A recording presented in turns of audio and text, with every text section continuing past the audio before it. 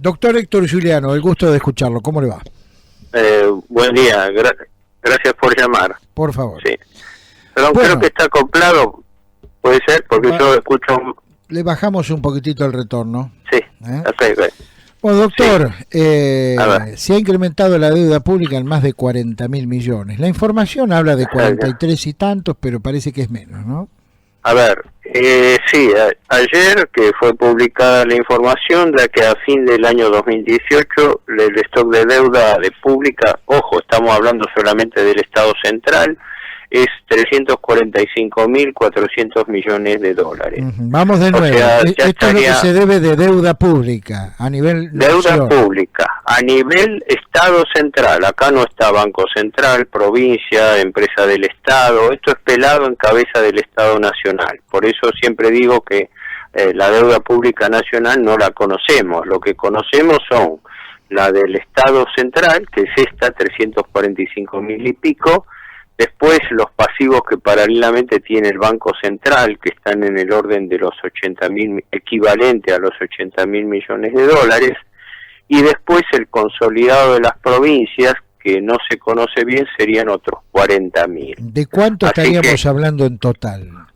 Bueno, por eso, si hacemos una, digamos así, una suma elemental donde tenemos 345 más 345 del Estado Central, más 40 de las provincias, estamos en 385, más 75, 80 del Banco Central, estamos en 460.000 millones de dólares, sin saber cuánto deben, empresas del Estado, organismos nacionales, fondos fiduciarios, el choclo de los juicios contra el Estado con sentencia en firme. Los municipios, un dato que nunca aparece y que es relevante, pero bueno, eso es un acertijo, ese es el agujero negro de las cifras de la deuda. No sabemos cuánto debe todo el país. Doctor, yo debo hacerle una pregunta, a ver si puede darme una respuesta. A ver. ¿Quién va a pagar esto? Bueno. Nadie, y en realidad nadie desde el punto de vista del capital, sí de los intereses. Esto siempre digo, hace años que creo lo hemos hablado más de una vez, la lógica del sistema de la deuda es una lógica de usura, donde el deudor, que es el Estado, no puede pagar sus obligaciones principales de capital y vive pagando intereses para refinanciar el principal. Esto se hace sistemáticamente, hasta el último centavo de capital que vence, sea del Tesoro, sea del Banco Central, se renueva, se refinancia, y por eso cada vez hay que pagar más intereses. La cuenta de intereses de este año, sumando Tesoro y Banco Central, a mí me da aproximadamente un equivalente a 40.000 millones de dólares. Se ha disparado totalmente. El Banco Central está pagando de intereses por las LELIQ y los pases pasivos 2.500 millones de pesos por día. Perdón, rebobinemos un poquito. Usted dijo 40.000 millones de dólares solo de intereses. En un año. ¿Solo de intereses? Solo de intereses, un año es 1.700.000, no tengo las cifras acá. Pero yo lo he publicado en mis trabajos en detalle, pero para que no se confunda la gente. Hay dos ventanillas grandes de endeudamiento. El Estado Central, que es el Tesoro Nacional, es stock de deuda 345.000 millones de dólares a fin del año pasado, y que paga un promedio de 2.000 millones de pesos por día de intereses. Y paralelamente el Banco Central, que tiene una deuda equivalente a otros 80.000 millones, paga 2.500 millones de pesos de intereses.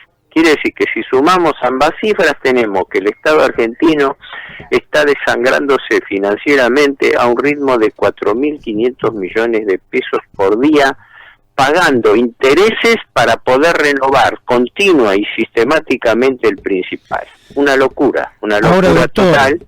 Mientras no solo el gobierno, sino también la oposición, hablemos de la dirigencia en su conjunto, debate el sexo de Los Ángeles en estos tiempos, año electoral, ¿qué tenemos a cortísimo plazo, que es el 2020. Y bueno, ese es el tema. La clase política está ausente en este debate. Este debate es ajeno a la clase. Digamos, los partidos políticos están algo así como en el cholulismo electoral de los candidatos, cuando el país se está desangrando financieramente. ¿Cómo hace usted? No hay política posible, ni presente ni futura, con semejantes niveles de deuda y pago de intereses. Ejemplo. Recordemos, doctor, lo interrumpo, que esto sale del presupuesto, donde después la gente tiene menos salud, menos educación, menos todo. Y es claro, los intereses son el principal rubro del presupuesto. Piense usted lo que se pueden hacer con 4.500 millones de pesos. Un dato irritativo. El gobierno consiguió, como un gran logro de beneficencia del Fondo Monetario, que el fondo le permita aumentar un poco los gastos sociales para reforzar los planes sociales. Concretamente la AUH, la asignación hijo, y algunos planes correlacionados. Y presentó como un logro, como un decreto que le permitía aumentar 20.000 millones de pesos en el año el refuerzo de los planes sociales. A ver, aclaremos bien, son menos de 5 días de intereses. O sea, estamos aguantando con planes sociales, con migajas, una crisis que viene causada por razones financieras. Que este es el nudo de la cuestión. El problema de la Argentina no es económico, es financiero. Hay que pagar intereses, y para pagar intereses hay que hacer un ajuste macro. La clave del ajuste macro es la reducción del gasto público. Y esto se obtiene fundamentalmente licuando, es decir, bajando los salarios reales, las jubilaciones y los costos de los planes sociales. Porque el gobierno está recibiendo una ayuda extraordinaria del Fondo Monetario, 56.100 millones de dólares, ¿no? Es el préstamo más grande que el Fondo Monetario ha dado en su vida y que la Argentina ha recibido del exterior. Todo ese préstamo, de los 56.000 y pico, 51.000 los percibe el gobierno Macri para poder llegar a completar su mandato, porque lo han dicho, sin este dinero no completaban su mandato. Si el Fondo Monetario no le llegara a aprobar la cuota esa que ahora está fijado el 5 de abril, la reunión del directorio, todo esto el gobierno cae. Claro, cae, por eso yo creo que como el refrán de Borges, ¿no? De que no los une el amor sino el espanto. La clase política está aterrorizada de que una crisis se pueda llevar puesto al gobierno y tenga que haber un gobierno de coalición de emergencia como pasó a fines del 2001, porque las cuentas fiscales no cierran, han sido intervenidas por el fondo, porque el gobierno no toma decisión, las decisiones se toman en el fondo. El gobierno está obligado a informar diariamente la evolución de todas las variables financieras y económicas del país. Ahora, doctor, 2020 es el año donde no va a quedar un mango del último préstamo del fondo para quien gobierne, ya sea Macri, reelecto o alguien de la oposición. ¿Qué panorama tenemos? Bueno, honestamente, no tenemos un panorama ni siquiera para el día de mañana, que sabemos lo que pueda ocurrir, menos todavía una hipótesis de lo que puede ocurrir en 2020. Pero cualquiera sea el gobierno que asuma, va a subir atado de pies y manos a los compromisos que ha firmado este gobierno. Por eso es lo que yo digo, el gobierno percibe el 90% de la ayuda del fondo, 51 sobre 56.000 millones de dólares, los usa para poder llegar con muletas, como sea, a completar su mandato, y la cuenta se la va a pasar al próximo gobierno, que es el que la tiene que pagar. Es una cosa surrealista, esto no ocurrió nunca, que un gobierno obtenga un préstamo récord para poder completar su mandato y no caer. La cuenta le pasa al próximo gobierno. ¿Qué tiene que hacer al día siguiente de asumir ese gobierno? Primero y principal, pedirle un waiver, una dispensa, un permiso, una perdón al Fondo Monetario para poder prorrogar el acuerdo del fondo, porque ya se sabe a priori que el país no está en condiciones de devolverle, ni siquiera en cuotas, ese dinero al Fondo Monetario. Con lo cual, entre paréntesis, queda continuado, queda prorrogado la auditoría del fondo. ¿Me explico? Yo tomé un préstamo del fondo, no lo puedo devolver, entonces tengo que aceptar indefinidamente que el fondo, que en realidad actúa como auditor de los acreedores, permanezca allí monitoreando todo lo que el país hace indefinidamente. Y está bien, no es como, no queda otra alternativa a corto plazo. Ahora esto ya lo hemos visto. Una vez que usted firmó, esto es producto de los acuerdos del año pasado. Esto está consignado en el texto, es decir, yo digo, las cuentas fiscales han sido intervenidas por el Fondo Monetario, porque el país no tiene libertad para, por ejemplo, actuar sobre el tipo de cambio. El Fondo Monetario le impone una zona donde el Banco Central tiene prohibido intervenir. Y ahora se le está escapando el dólar y tienen que andar pidiendo, por favor, que el Fondo Monetario le autorice a que el Banco Central intervenga para que no se les escape el dólar. O sea, quiere decir que el gobierno no toma decisiones. ¿Me explico? Es decir, la banda de intervención, que en este momento está en 39.51, o sea, si el dólar fluctúa entre 39 y 51 pesos, hoy en día está 43, 44, aunque se tome el mayorista, ¿no? Sería 43. 44,30, digamos, es el dólar. Al público, y se toma el mayorista, que creo que está en 43, un peso menos, algo así. ¿Qué quiere decir? Que si el dólar es libre, flotante, el Fondo Monetario impone un tipo de cambio flotante. La banda es la banda en que puede intervenir el Banco Central. O sea, nosotros tenemos un Banco Central que no puede decidir su política monetaria y cambiaria. Está pactada y condicionada por el fondo. Eso quiere decir que si el gobierno la cotización del dólar, como está ocurriendo ahora, 43 pesos, está dentro de la banda, el Fondo Monetario le dice, usted no puede intervenir en el mercado para intentar bajar o subir el dólar. ¿Qué hace el Banco Central? Entonces sube la tasa de interés.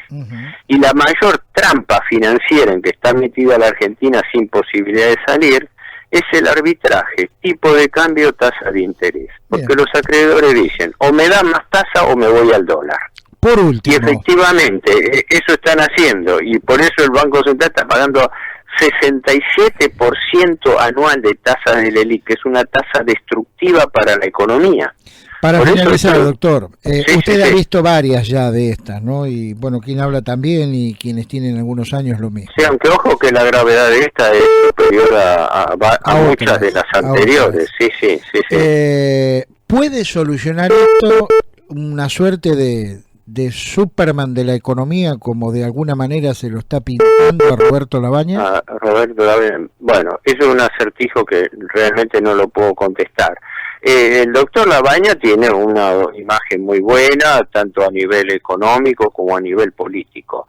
Yo no comparto que corresponda a esa imagen, porque la gestión de Labaña es objetable, sobre todo porque él fue también responsable del megacanje Kirchner-Labaña del 2005, que es presentado como un éxito. Que es presentado como un éxito y fue en realidad una maniobra fallida. Primero porque vendieron que se hizo una quita de deuda y la quita fue compensada con cupones del PBI. Eso es contar la mitad de la historia y engañar a la opinión pública. Pero después porque dejaron 20.000 millones de dólares de holdout afuera, que le hicieron un agujero jurídico a la Argentina que le terminó costando plata. Eso fue parte de la impericia de haber prohibido la reapertura del canje. Y eso Labaña lo hizo, y Nielsen, que sobre todo el licenciado Nielsen es muy reporteado en los medios como artífice exitoso, sí, todos los ministros de Economía, todos venden ahora, Daniel Marx está dando consejos, Miguel Kigel, etcétera, pero todos transitaron aumentando la deuda, una deuda impagable. Ahora, de la 2020 me abstengo de hacer cualquier proyección, desde ya no me excede, pero cualquiera sea el gobierno que asuma, va a heredar una atadura de pies y manos, primero al acuerdo con el fondo, que tiene que ser urgentemente renegociado. Esto ya lo advirtieron Massa, el propio Labaña lo ha mencionado, pero después viene cuando la Argentina retoma el pago propiamente a los acreedores. En mi opinión, yo creo que vamos a un nuevo plan Brady. Es decir, la Argentina va a tener que entrar en una nueva gran reestructuración de deuda, un nuevo gran megacanje, como los que ocurrieron a lo largo de la historia, ¿verdad? El plan Brady fue uno de ellos, después el megacanje del 2001 de Cavallo, el megacanje 2005 de Kirchner, y así sucesivamente. Pero el gobierno se abstiene de hacerlo ahora y le tira la bomba al próximo gobierno para que sea el próximo gobierno el que se lo banque, digamos así. O sea, yo llego a fin de mi mandato gracias a la muleta del fondo, porque si falla el fondo, el gobierno se cae. Y la cuenta la paga el que viene, y además el que viene, la primera tarea que tiene que hacer es hacer otro megacanje. Muy bien. Todo eso es un acertijo. Ahora, esto último es conjetural, ¿no? Pero creo que es lo más lógico que vaya a ocurrir. Cortito, para finalizar, ¿cuántos años hace? Digo, para la gente más joven que quizás está viviendo sus primeros años entendiendo estas cosas en estos tiempos. ¿Cuántos años hace décadas en todo caso, que venimos corriendo la misma pelotita? Es como el perro que se muerde la cola.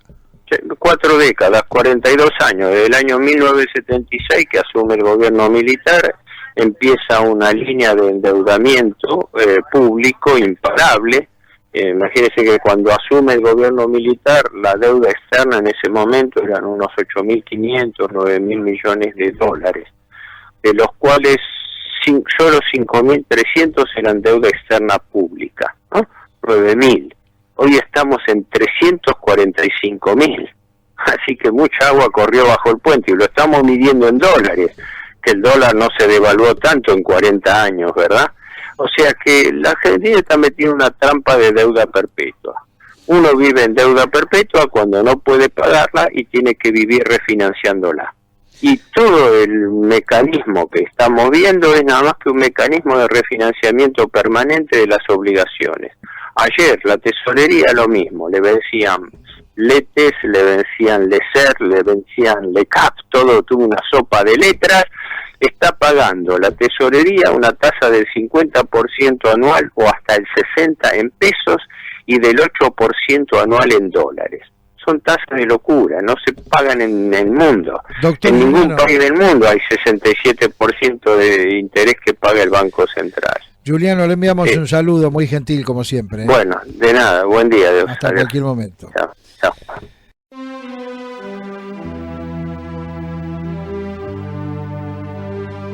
La credibilidad en la información se mide por su trayectoria.